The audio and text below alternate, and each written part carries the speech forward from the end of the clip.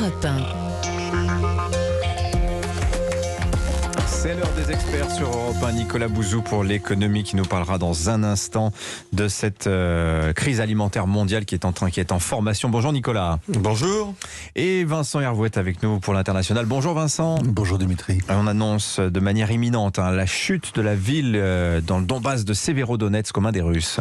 Oui, des soldats ukrainiens sont encore retranchés en ville avec des combats de rue en banlieue selon le ministère britannique de la Défense. Mais les carottes sont cuites. Les Russes tiennent tout l'est de la ville, une ville fantôme. Un immeuble sur deux est effondré. Les artilleurs n'ont pas épargné une seule rue. La ville est détruite à 90% selon le gouverneur de la région. Avant, il y avait 100 000 habitants à Severodonetsk. Il en reste quelques milliers terrés depuis 2 mois dans les abris. Ni eau ni gaz, pas de courant et plus de ravitaillement. Ce sont des pro-russes comme à Mariupol. Ils voient la lumière au bout du tunnel. Ils croient que cette bataille est décisive et que la ville est la clé du Donbass. Vous dites ils croient. Ils exagèrent son importance stratégique. Mais sa conquête est importante parce que c'était la priorité de l'armée russe. C'est aussi la 2e victoire de l'état-major après la reddition du régiment Azov il y a 10 jours à Mariupol. Cela valide sa stratégie des bombardements massifs qui enfoncent les lignes de l'ennemi. La plaine du Donbass, avec son terrain ouvert, semble faite pour ce genre de manœuvre. La victoire appartient à celui qui a la puissance de feu et l'artillerie à longue portée. La prise de Severodonetsk ne va pas entraîner, comme au domino, la chute de l'Exigence, la ville jumelle qui est à quelques dizaines de kilomètres de là, ni la fin des combats à l'ouest autour de Kramatorsk, la capitale régionale, et son satellite Sloviansk. Les Ukrainiens font le gros dos, chaque mètre gagné par les Russes l'est au prix fort, et personne ne sait s'ils pourront tenir le rythme, s'ils ont la relève, le ravitaillement, etc. La guerre dure depuis 3 mois, et 1 semaine. Les experts parient que la bataille du Donbass va durer jusqu'à la fin de l'été, c'est-à-dire 3 mois de plus. Alors, le président Zelensky a dit ce week-end la fin du conflit sera diplomatique. Est-ce que ça signifie, Vincent, que l'heure des négociations a sonné ? Il y a toujours un moment où les militaires quittent le bac à sable et s'assoient autour de la table, où les diplomates s'enferment et palabrent.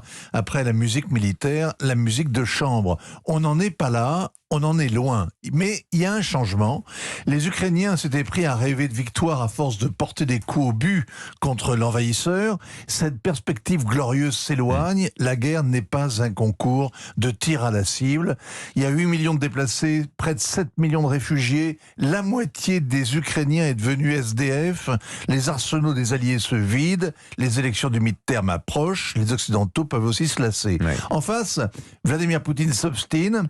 Bruno Le Maire claironnait que les sanctions allaient provoquer l'effondrement de l'économie russe. Il n'a pas dit quand. 10 jours après la capture des défenseurs d'Azovstal,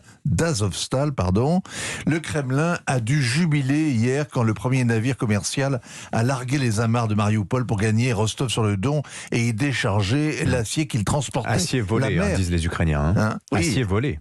La mer d'Azov est un lac russe, voilà, c'est fait. Par ailleurs, on voit personne qui puisse aujourd'hui servir de médiateur. Les Turcs se sont discrédités aux yeux de Moscou en livrant des drones, comme d'ailleurs les Allemands ou les Israéliens. L'Union européenne est hors jeu, totalement alignée sur les Américains. La Chine n'est pas décidée, le Vatican s'est disqualifié. Finalement, il reste que la France qui a peut-être une carte à jouer, mais sûrement pas tout seul ni tout de suite. Ouais, intéressant.